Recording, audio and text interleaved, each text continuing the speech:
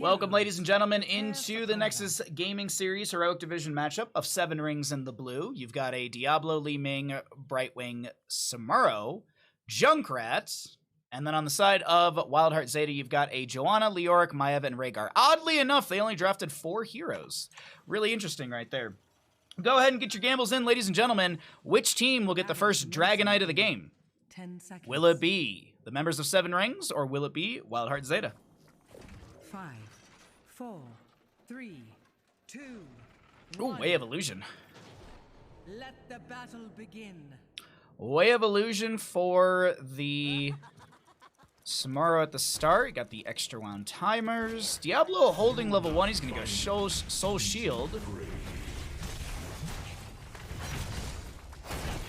You got Naisha's Memento and then Totem build. Ooh, that's a lot of good damage into Maya, but she will be able to get the Blink out with the Spirit of Vengeance. Vault of the Wardens. Not sure if Crown was going to land that onto Kira, but still safe to play. Also, Vault of the Wardens is a very, very low cooldown.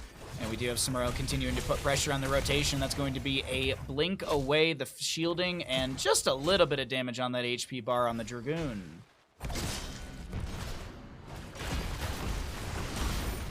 Oh, there's an all-in. There you go. I'll take the all-in. Okay, I like it. I like it. Leoric gonna just make his way into mid lane. Concussion Mine not triggered. Wondering if Junkrat was gonna look for just a little bit of harassment within the rotation, but not the case. Cyrus is getting pushed back a little bit here. You have that Arsenal Synergy level 1 for that increased phase bomb damage after 3 auto attacks, or the repeater cannon auto attacks, on an enemy hero. Is it actually only on an enemy hero? Yeah, okay. I wasn't sure if it was just 3 auto attacks and then you swap over, which, yeah, anyways. I don't know, I don't play bad heroes. Sorry, Juan Pablo. I gave away about 22k during Phasma last night. What you did was infuse the bandit buck economy. You're doing what billionaires in this country don't do. Infusing our economy.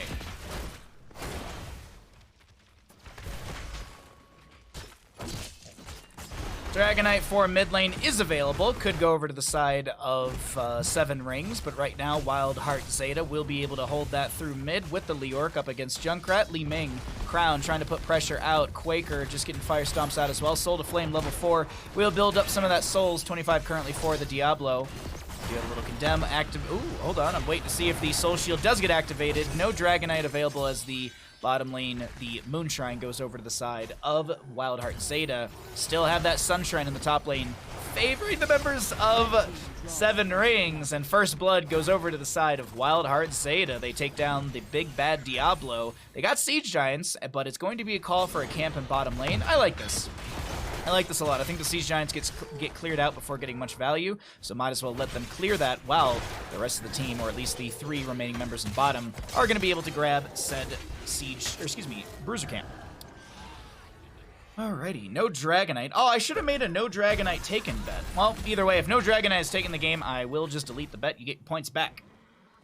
Sometimes when I do the triple bets, people just... It's too many things to bet on. It's too many things. I was a philanthropist with my bandit bucks yesterday too. Bless you. How many bandit bucks do I need to steal that cute dog from you? Well, there's not enough money in the world for that one. I used to walk when I would go to the liquor store in Detroit. I'd be walking Bandit, and I'd just be like, oh, I'll swing by the liquor store. Like, I can walk in with Bandit. He's on leash. Like, the guy's cool with it. And every single time, I'd be buying, like, a case of beer or, like, a 6-pack, and he'd be like, I'll give you the dog for the 6-pack. And I'm like, dude, what the hell? I knew that I knew it was never a real offer, but it always, like, caught me off guard whenever he did. Anyways, first Dragon of the game is going to be going over to WildHeart Zeta. You can see right there that Maiev is inside, and that is on the side of WildHeart Zeta. So I will pay that out now before I forget. And there you all are. Woo! Hey, Iron Flare, what's up, bud?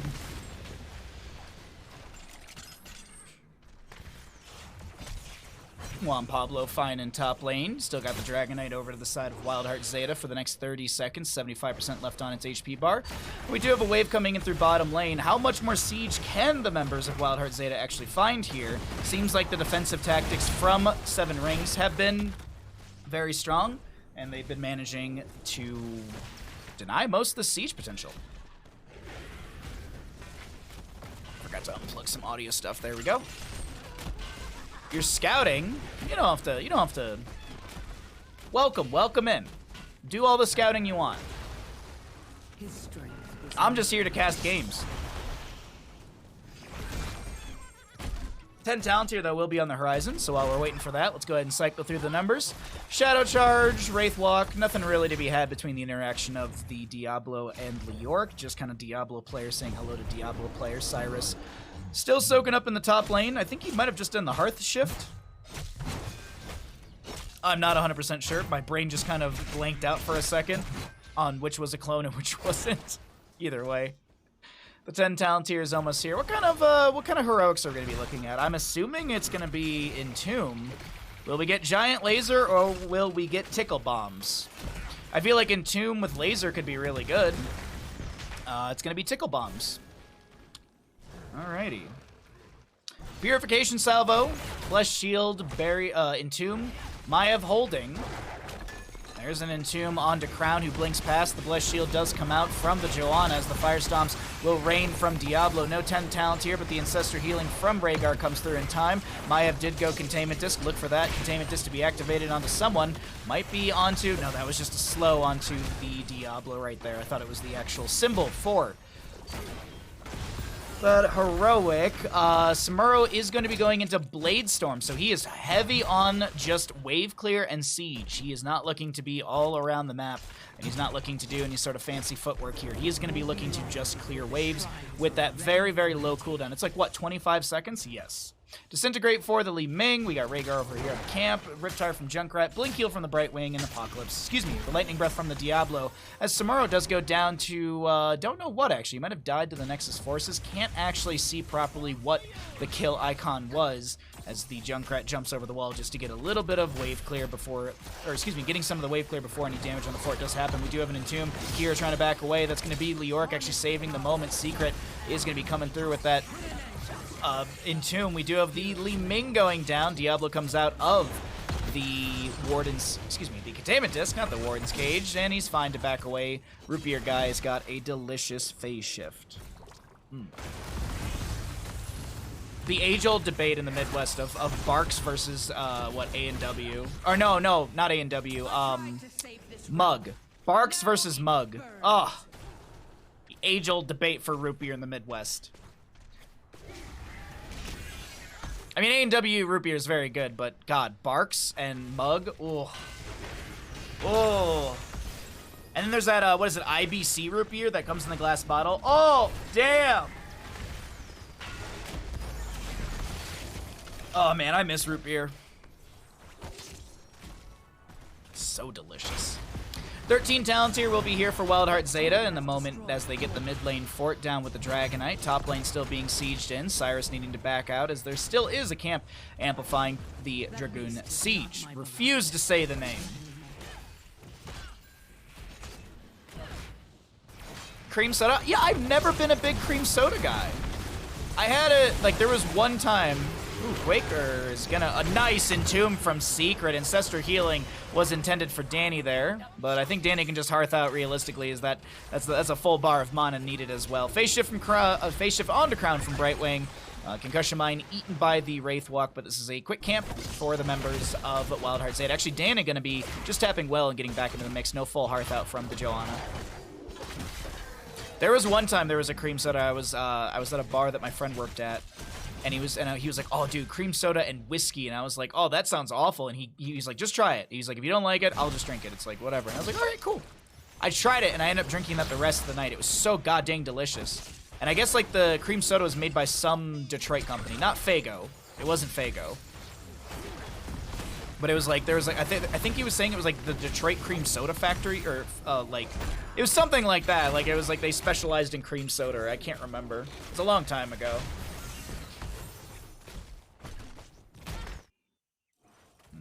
still have the top lane getting pushed in. Samuro has got clones in the lane. I'll swap forward onto one. Blade Storm activation for the quick clear to try and save the top lane fort from the periodic catapult pressure and the passive experience gain to the side of WildHeart Zeta, who have pulled ahead of the enemy 7 rings by a solid level lead and then some change, I think. Dragonite, third one of the game, could be over to the side of WildHeart Zeta. We got a Steel Trap eaten by Danny, and we have a wave coming in as well. Yeah, a little bit of tanking from the Totem. Really good utilization of that from Ferret right there. And I think the Containment Disc feels like more kind of like it feels like a break the risk, walk away. But no, Quaker's going to be thrown inside of an Entomb. There's a Lightning Breath, fall to the Wardens. Riptire from the Junkrat will still get the explosion. Cyrus comes down on the Samuro. He's still working through that level 1. Danny doesn't get the Ancestor Healing in time. As a reminder, Ancestor Healing is a 1 second. God, does that animation feel like an eternity. An eon. An aeon, eon, eon.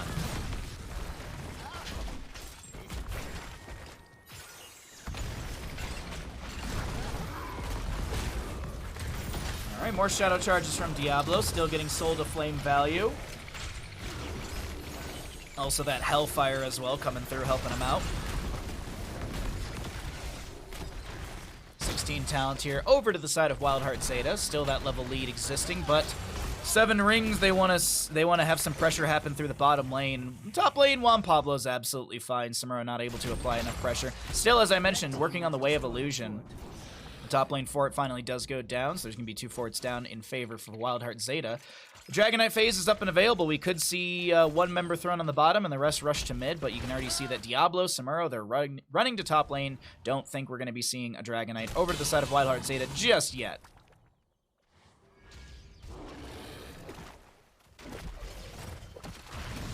Rhaegar was young when he starts to cast it. That's why it's Ancestor Healing when it goes off. That was good. That was good. I like that. That was a good one.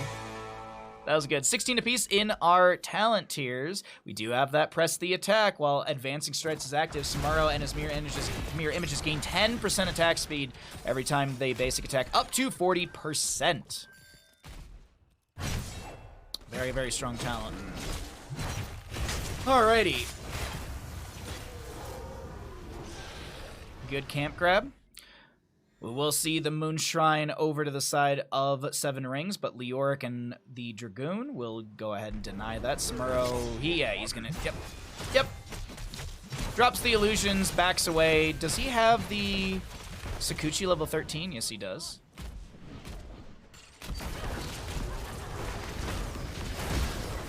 It's a fun talent, good if you think fights are gonna last forever. Isn't Press the Advantage also good for doing like backdoor Samuro things on structures? Or is that like a different build you want to go into to be able to do something like that? I always feel like at level 16, that's really what Samuro players kind of sneak and do a lot of. They go and start hitting a fort with their mirror images and just take it down very quickly. Top lane still is a camp pushing in. Bottom lane, we do have an exposed fort. Siege Giants making their way down here. Fight will kind of progress across the map, but it seems like with the Maiev dead for the next 30 seconds, it is going to be WildHeart Zeta who have to give up this camp. Backdoor Samuro things aren't really super possible anyways. Used to be in clone timer duration changes. Oh, okay. Whoa! Goodbye, Joanna. That was not the health bar. That was not the heroes I was expecting to see die. With that health bar getting shredded so quickly, but either way. Camp for the bottom lane, Samuro to go clear out things in top. Phoenix is going to go try and deny any sort of shenanigans through mid, as the enemy has kind of disappeared here. I think they might have shown going into this camp area. I think they might have shown. Either way, you know that they can jump into the top lane. Seeker build, Ming, fun stuff. God, the Seeker audio is, like, we talked, like, Grubby and I talked about this during CCL, like, oh god, that Seeker audio, like, cue is so good. I'm pretty sure this is the build that Grubby talked about, actually, on CCL. I think it was, like, Aetherwalker with the Triumvirate, Seeker, Glass Cannon, Mirror Ball. I'm pretty sure that was the build that Grubby was, like, talking about, and no one ever disputes Li Ming builds. Everyone agrees on every Li Ming build. We all get very judgmental of Diablo builds, I think. That's really where the critical analysis comes through. If I get it 5% of Seekers, I'd go Seeker every time. I mean, on Battlefield of Eternity, I think this build is extremely good. Like, I think on Battlefield, this is a really, really, really good build. Because isn't Aetherwalker, doesn't that benefit your magic missiles as well? Yeah. Casting Teleport causes Li Ming's next cast of magic missiles to deal 10% bonus damage. Like, this build is, like, really, really good for Battlefield in that, right? What is the Li Ming health bar, by the way, with Glass Cannon? 2,277. Let's compare. Let's see. Do we have another assassin? I guess we could look at Junkrat. Junkrat, by comparison, is about 800, less than 800 more than her. How much does it actually take off? Is it 20? Yeah, 20. No, it takes health by 15, spell by 20. So with the blink, your magic missiles get 10% spell power increase from... Or no, that's bonus damage. It's not spell power. It's different. I think it's calculated differently. It wouldn't be 30%. Dragonite, third one? No, they won't be able to get it because the Diablo and friends have gotten bottom lane. So we just kind of hang out and wait and see what the fight looks like. 20 apiece in our levels. We do have the Wind Strider for Samuro. Cannonballs for that Junkrat. We actually have the Hellstorm for the Diablo, 200% duration increase. Does Quaker go for this? The Entomb? No, he's not going to be able to do anything with that Buried Alive. There will be a little Tickle Beam on Darupier guy who's going to take next to no damage. Containment Disc onto Junkrat as he was mid-air with that Concussion Mine. Will he continue to trajectory? Yes, he does, actually. I was wondering about that. Kind of bouncing off the wall a little bit. Umbral Bind connecting on Darupier guy who does get the blink out. Quaker back into the mix. Ancestral Healing onto Kira, but look at that Farseer Blessing. That's going to give that second health bar, maybe even a third health bar to some allies. Do have the Storm Shield, Blind by the Light for the Joanna. She'll get cooldown reduction on that from her shield glares onto enemy heroes. And she's got the double shield glares. So what is it? It's an 8-second reduction. So if you shield glare the same target, that's 16 seconds off a 60-second cooldown. And then if you get multiple enemy heroes, it is, yeah, quite a bit. It's a lot. There's you know, math. Secret is going to get another huge Entomb, but there's no damage to follow it up this time with the split engagement. Secret getting low, throws back the Drain Hope, and is going to be able to hope for a life here. Juan Pablo looking for good damage here with those auto attacks. Going to be able to swap in between the autos, the Repeater Cannon and the Phase Cannon. That will get the Diablo kill. He doesn't have souls to buy back into this one. Kira with the double vault on these. Oh my god, the shield glare from Danny coming through in time. Cyrus will go down. Leoric's Mithril Mace is done. They are additive? It's 30%? Really? I thought you would have calculated it differently.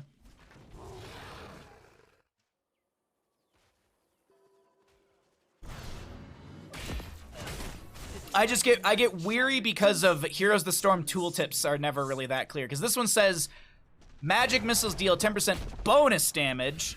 This says that it gives Li Ming 20% spell power. So I don't know if there's a way. Yeah, this is a lot of math for Bahamut right now, so I'm gonna go ahead and just put that away. Because in that theory, you'd have 50% bonus damage on magic missiles with Tao Rash's elements. Containment Disc on to Rupier guy. Stun from the core defenses. Does stun out Kira for a second. Ancestral Healing will be coming through. Riptide from the Junkrat. Gets a little bit of damage. Ancestral Healing with the Farseer's Blessing gives another health bar to Kira as the Dragonite starts wailing on the core. This is going to be shielding falling. Salvo going out. Rhaegar still gets the kill because Salvo does nothing, as this is going to be a huge Buried Alive, but where's the follow-up damage this time? Seems more like Secret's just creating so much chaos to allow the rest of the team to try and step in, but the cannonballs are a little too much, and this is going to be WildHeart Zeta having to back away. They will get 28% off the core. Both are calculated from base damage, so they add together. Oh, okay. I was just assuming that the game would calculate it differently because of, like, spell power versus, like, bonus damage. But, hey. As I said, tooltips and stuff in this game are very unclear from time to time on how they add things in. So, like yesterday, by the way, like, Arthas can slow Deathwing auto attack speed. And, like, the chat, like, I was like, I'm unsure, and chat was, like, 50-50 as well, because immediately people were like, he can't! And then I was literally showing it, and people were like, he can! So yeah, there you go. If you didn't know, Arthas can slow Deathwing's auto attack speed. I guess Blaze by that should be able to would be able to as well. Muradin on top of that as well, if I'm not mistaken. Arthas can slow Deathwing's auto attacks. Did I hear that right? Yes. Yes, we actually... So I literally... So when you're casting, you can literally pull up the data like this. And we were looking at the Deathwing auto attacks per second. And Arthas was stepping into Deathwing with the little circle thingy. And Deathwing's auto attack speed was dropping down. It's 0.67, and I saw it drop down to 0.6 by just standing next to Arthas. So by that logic... Arthas can slow Deathwing auto attack speed, so could then Blaze, so could then Muradin, and any other hero who has the ability to do that. It is in the VOD yesterday too. It's the I think it was the third best of 3 of the day. I can't remember exactly. It was the second or third. I know it wasn't the first. Watch it be the first though.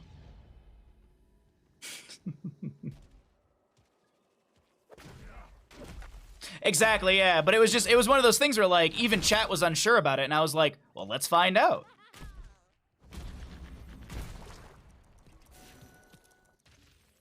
So there you go, there's, yeah. It does make sense, exactly, yeah. Because it's not hard CC, it's not a stun, root, it's a debuff. And the other thing too is, like, someone immediately also said, like, you can lower Deathwing's armor, that's a debuff. If I'm not mistaken, Chromie with Time Stop, I think she can actually buff his armor, right? If she goes into, is it Chronic Conditions? I always mix it up.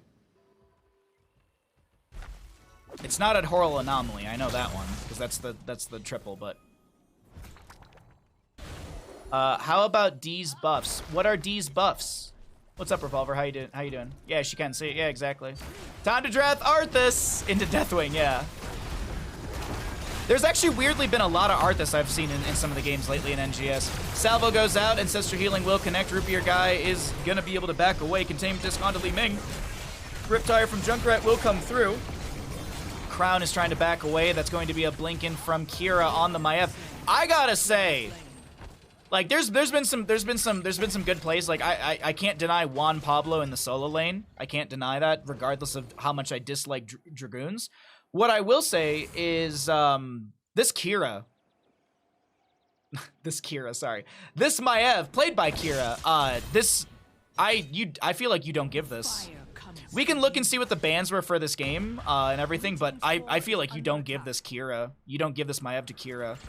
This was just, it was really, really good play. Would I say MVP of the team? Maybe. Ferret was really, really good on the Ancestrals. Missed only one, but it didn't matter.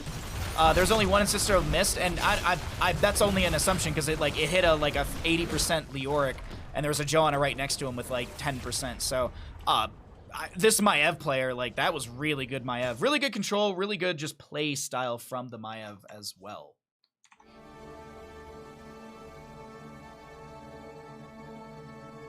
Salvo gets a kill? I don't think you saw it right.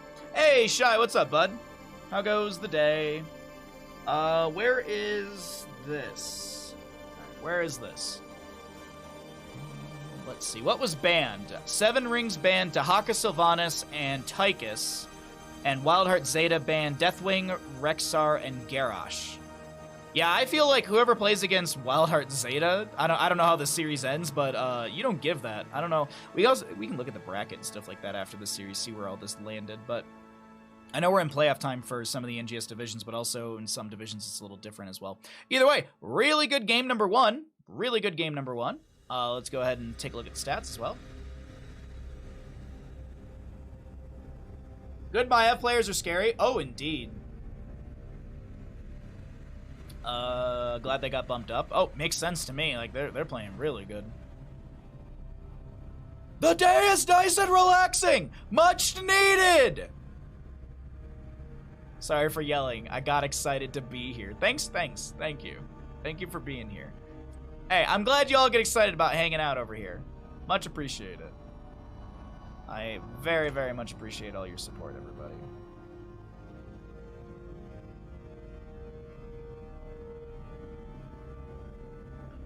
Would you be interested in doing a promotion for this?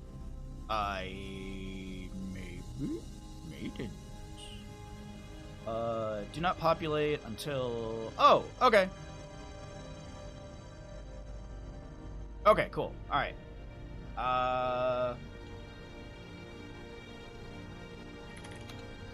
Oops.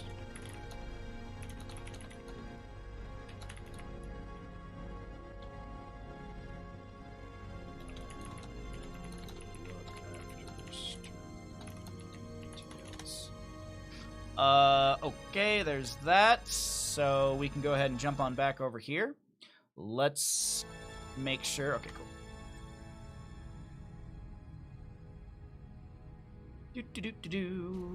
Let's make sure the players, before I do any of the score updating, let's make sure the players are on the same side so they don't do none of that swapping of the side shenanigans on us. No one swap sides, good. So we have WildHeart Zeta up in this series. Bum, bum, bum.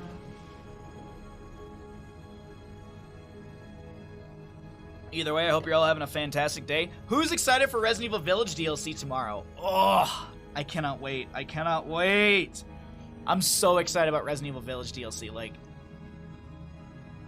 oh, I cannot wait for it. I'm gonna try and go to bed early so I can wake up early. I might start stream earlier than I normally do tomorrow because I want to play the game so bad, and I also want to be on Twitch before other people potentially, because then people can't come in and be like, "Did you know?"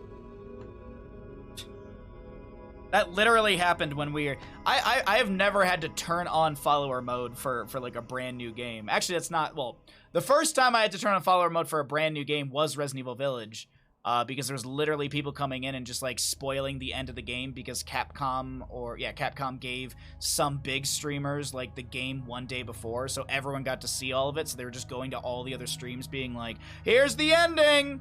And then if you turned on follower only mode, they had a follower block that literally explained out the ending through follower names. So I had to turn on follower mode and then turn off the actual follower alert. Yeah.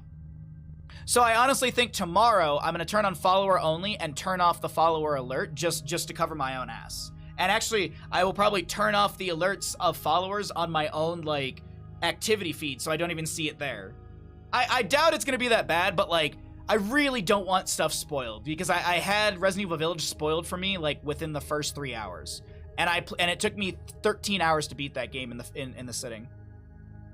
Who cares about followers for a day? Check after. Exactly, yeah. I think the thing for me is I feel like there are some people who they come into a stream and they want to see, like they hit the follow button, they like to see the alert with their name and everything. I know that's not everybody, but I feel like there are some people that do like to see that. So that's the reason I actually I turned off the audio for it if none of you have noticed. Like, we haven't had the audio alert for followers in like a week or two. And so it just, at least we still have some sort of visual indicator. So I don't know, you know? It's one of those things. Maybe one day when I'm super big and famous and I have my delicious 420 consistent viewership, maybe we just turn off follower alerts then completely. But even then, like, I go and watch Artosis, he still has like alerts. It has no sound, but there's still an alert that goes off when there's followers on his channel, if I'm not mistaken. So I don't know. It's one of those weird stream things. But you know what isn't weird? Here's the Storm game. I'm actually gonna do, let's do this. Which team gets first boss? The seven rings. WildHeart Zeta. No boss taken. All right, we're going to Towers of Doom, everybody. So I'll go ahead and introduce the team, all that good stuff. There's no way in hell that I could ever manage 42,069 viewers. There's no way in hell I could manage. I couldn't even read Twitch chat with that many viewers. I will settle for 420 average viewers. That's what I'll settle for. But what you should not settle for is I don't know. Bad taxing? I don't know. Bad governors? I don't know. Either way, let's go ahead and jump into the game. 7 rings in the blue here on Towers of Doom. Got an Anubarak, Tracer, Lunara, Anduin, Joanna.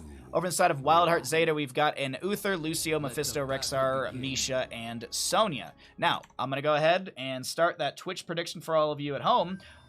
Which team gets first boss? Will it be 7 rings? Will it be WildHeart Zeta? Or will no boss be taken? You've got 2 minutes to get your gambles in. Go ahead and do it now while we take a look at top lane. Very interesting. We never see top lane priority. Interesting. It's usually like, everybody go bottom, hit this tower. Not everybody, but you know what I mean. Interesting play. But either way, solo lane Joanna, do you want to point that out? I feel like she is not going to be the quickest at double soaking against a Misha Rexar. Especially when you have Bird of Prey, increase the Spirit Swoop damage to 150% to minions. That's a very good wave clear tool. House Mix for the Lucio. Party Mix, excuse me. House Mix is a 20. Interesting. So I've moved off playing using this. I've gone for the wall ride speed boost. Are there any Lucio players in chat who are like, is this worthwhile? I guess the area, because doesn't it increase the AoE of your healing? Once you played 8 minutes or more, permanently increase the crossfade range by 20%. Right, okay, yeah. Crown is going to be going down. First blood over to the side of WildHeart Zeta. Don't know if that influences any of the gambles right now, but it looks like only people are gambling on WildHeart Zeta. I do want to point out that if it is going to be the 7 rings that win or no boss taken, and there are no points in those categories, Jeff Bezos makes millions of dollars off of your channel points. So don't give Jeff Bezos more money. I picked Party Mix on the one ARAM map with no walls. Okay. You're throwing your money away, go get it, chat. Well, I hope someone puts something in the 7 rings. At least 10. Nope. Okay, this will be interesting.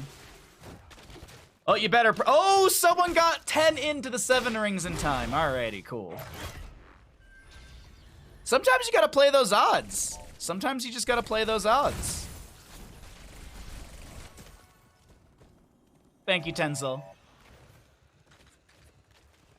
Yeah, I think the AoE, the 20% is really, really nice. The mana's whatever. Like, I feel like there's maybe once in a while I'm a little low on mana on Lucio, but it's not very often, I feel. So, I don't know. It's, yeah, I usually just go for the Accelerando, I think is the level 1 talent. Either way. Sorry, Mephisto just having himself a little line right there. Neither seems positive. The 20% range is something that I kind of like to be able to be able to just kind of heal from a safer distance. But as I've gotten more aggressive with my Lucio play, I'm fine with the size of the healing radius and being able to have that movement speed to just harass and move around the map a lot quicker. I think that's the big thing, is that it allows you to really play a Lucio like the healer assassin that he is. That is going to be a Sonya to fall. 1-1 in kills so far. Ferret's going to be able to get the push off over to Danny as the Uther is still working on his Hammer of the Lightbringer. I'd say about halfway through or so. It's Crown getting low, 100 or so HP. Misha does get the interrupt onto Cyrus. We have had one shot or one bell tower channeled on the top left and right, so this is going to be the singular in the middle being contested between the two teams. 320-something seconds out of, what is it, 480? We do have the Hunter-Gatherer for the Misha Rexar, and Nubrek will be going into W build, the Hardened Carapace build. And doing... Ooh, actually, hold on. We got the Nature's Perspective level 1 and Nature's Calling as well for the Lunara. Interesting, interesting. Usually it's the... W talents? No, that doesn't sound right. It's the E talents. The Noxious Blossom, yeah. It's usually you see E at 4 and 7. Splintered Spear, okay, alright. Lot of wave clear, lot of poke. Lot of spread toxins, but this is also spread toxin against a Lucio and an Uther. I feel like you still want that toxic burst buildup from the 4 and 7. But either way, we'll see how this all works out for 7 rings. Smooth moves and up the frequency feel good together on some maps. I tried a little bit of up the frequency, and I don't think I get the value as much. I do a decent amount of wall riding, but I just don't feel like I get that value, that key critical value of wall riding and stuff like that for cooldowns between, I think it's crossfade or the amp it up. I usually just go for percent healing because I'm just like, all right, I know I can get that chonky big boy healing. Big burrow in from Quaker, and I think that might have been a sacrifice, unfortunately, for the Anub'arak. He tries to save Anduin, but it's a double kill over to the side of WildHeart Zeta. 1 to 3 in kills in total, and we also will have an altar phase spawning. The players will I was going to say Anduin and Anub'arak will respawn just as the objective phase is up, but now that the Tracer's dead, what does this mean? Joanna's already running to top lane. She's got the Eternal Retaliation. Mark enemies hit by Condemn for 10 seconds. Joanna next basic attack against them removes the mark, lowering the cooldown of Condemn by 1 second, refunding 10 mana and killing minions. And you also have Conviction as well. So we're going to see that. This is what I was talking about earlier about the early game for the Joanna. I feel like she was going to struggle just a little bit, but now that she's got that 4-7, she should be fine to do her own double soaking, especially with the level 7, just to be able to have the 20% movement speed. And the Conviction, that's 10 baseline, isn't it? A little bit more movement around for the Joanna. Yes, it is. It's so yeah, she just baseline moves a lot faster. But that's going to be a leap in from the Sonya. Iron Skin pop, the Durance of Fate coming out from Mephisto. Good damage onto the Anub'arak, who does try and back away, but the Stun from Uther keeps him in place. Push off from the Lucio, and Quaker is able to get away with a desperate prayer from Anduin. 10% base, 20% while condemning.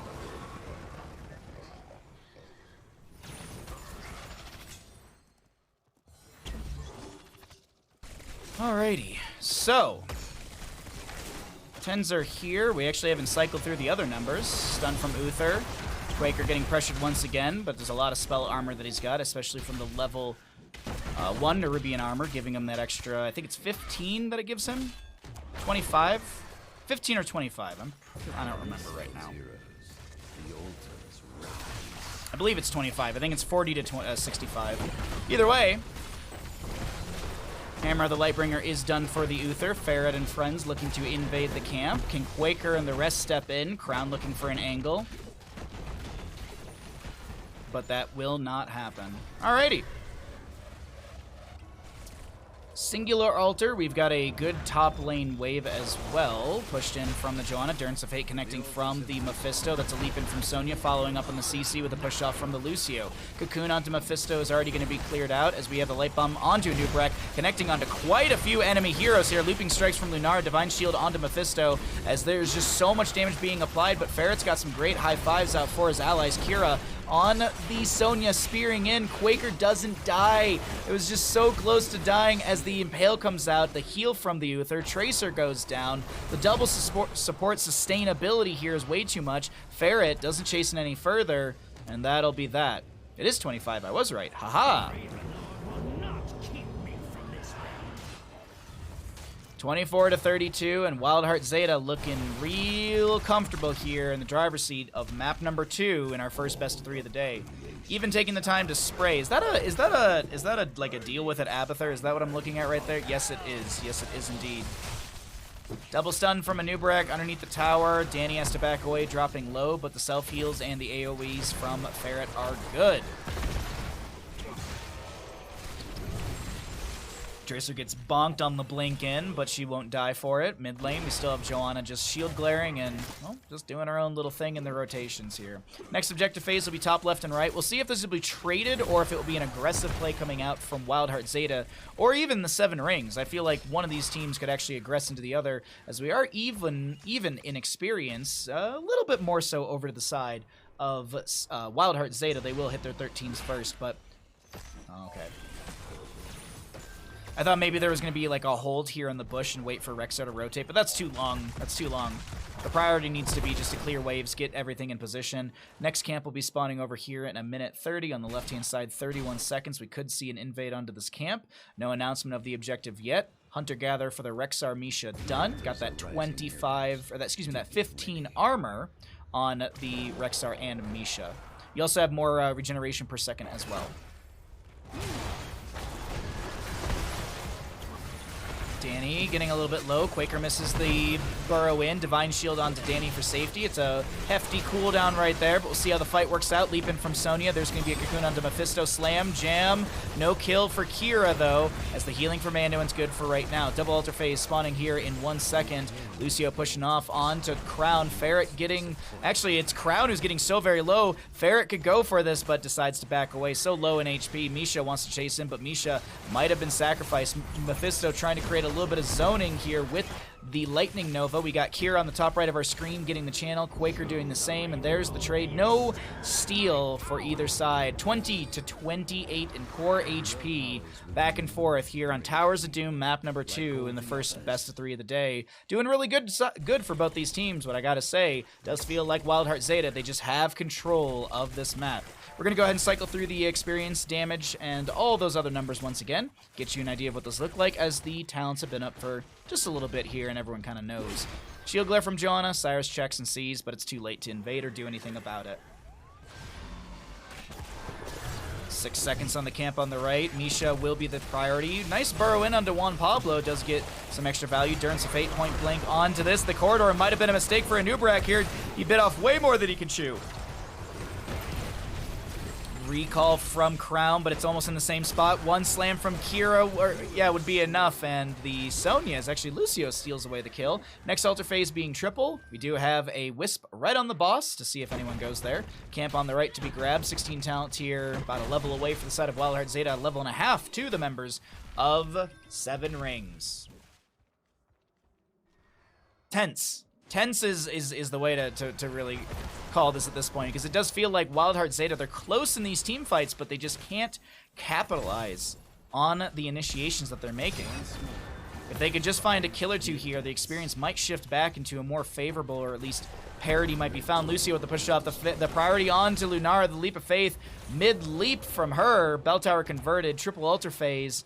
3 of these would be 15 damage. You've got Sappers and bottom, boss available. This could be a game-ending moment if, if one Sapper goes over and all 3 plus boss are channeled by the side of WildHeart Zeta. That's a big if, that's a big ask. And I'm very surprised that WildHeart Zeta, they're really giving over this top right. The Boars come out, the Boars will, okay, so they don't actually delay out too much. Let's see, it was, all 3 of the Sappers went through bottom. So we're looking at potentially 13 points of core damage. Luther getting the channel on bottom, so there's going to be 8 in total. Tracer goes down in the offset fight. That's really surprising. Big leap in from Sonya onto 2. Push off from Lucio. He's chasing in as well. No stun from that. He does have that up the frequency, though, from level 16. No heavy caster level 13, as Quaker needs to back away. This is going to be 5 more shots into the enemy core. And will they take boss as well? Tracer down for 17, Joanna down for 25. Ferret, Juan Pablo, Danny, they're looking for it. Is there any consideration to try and deny this? Misha going to be used to scout out. Lunara showing in bottom. There's no way they can indirect. There's no way. There's no way. This would be an absolute suicide mission for Quaker if he tried to do this. And he realizes it, so they get the bottom lane converted. Realistically, I wish the Anubrak did go bottom. More beetles to just, he could summon a couple beetles just to amplify siege and take this down. But maybe he wanted to threaten the presence around the objective, or around the boss area. Either way, it is going to be the members of WildHeart Zeta getting boss. As you see, it is red on the map. Let me pay that out before I do forget.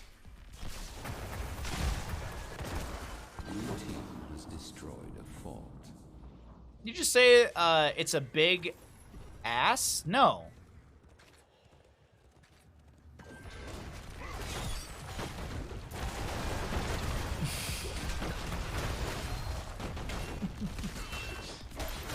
Oh, God.